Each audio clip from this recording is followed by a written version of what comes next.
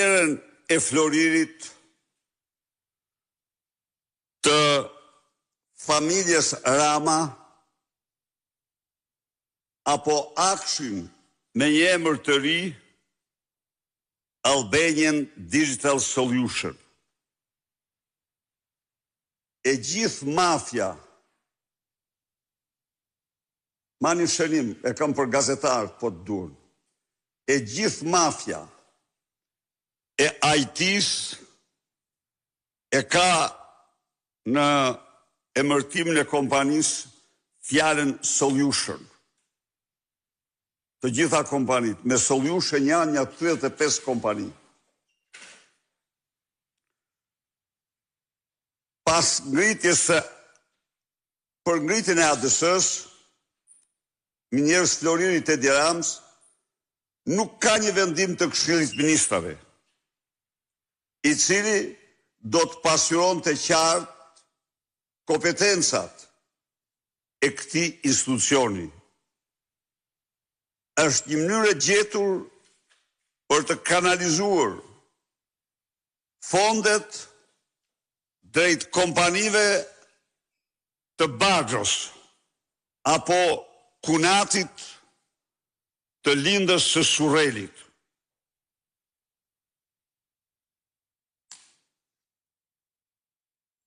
Pa asnjë mekanizëm kontrolli, si në rastin e kompanisë Kajo, të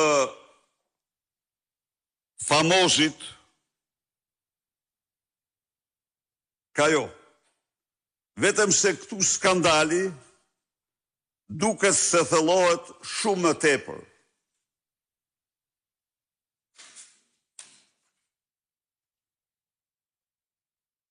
Si që tha më lartë,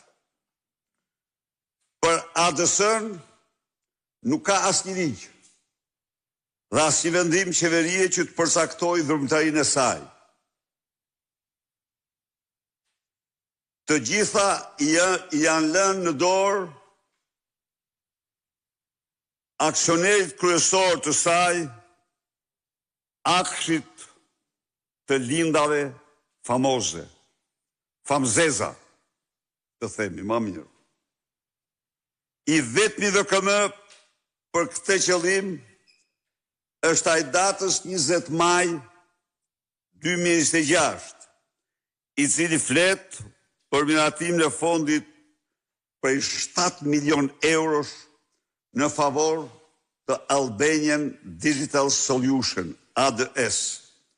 Ky vendim ka ardhur rreth 15 ditë pas regjistrimit të kompanisë shtetërore në QKB.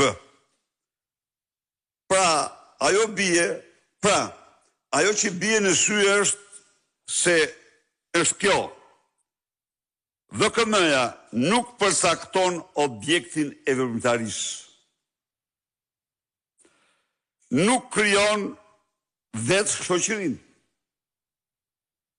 Nuk miraton statutin. Nuk përcakton kompetencat. Nuk shpjegon marrëdhënien me akshin. Asgjë. Nuk përcakton modelin e kontrollit. Kush do e kontrolloj? Si? Nuk sqaron regjimin e prokurimeve. Dhe çka është më e rëndësishme, nuk shpjegon pse nevojitet kompania. E kuptoni pra që është krijuar një monster për të vjedhur në mënyrë të pandalshme. E kuptoni? Një vendim që s'flet asnjë për këto përcaktime, por vetëm t'i dhurojmë 7 milion euro. Ku është bazuar Rama për të ngritur një shoqëri të tillë? Pyetje shumë e drejtë kjo. Si mund të ngrinte Edvin Balluku një kompani pa asnjë bazë ligjore?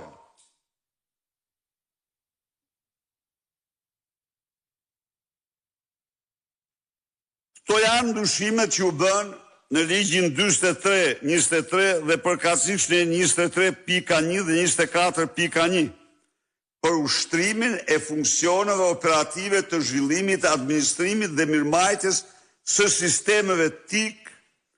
Akshi thot mund të krijojë pjesë ose të bashkëpunojë me shoqëri aksionere ku shteti zotron të paktën 51% të aksioneve, si dhe t'u kalojë atyre në administrim sisteme, platforma ose infrastrukturë TIC, ose të ngarkojë për zhvillime dhe operime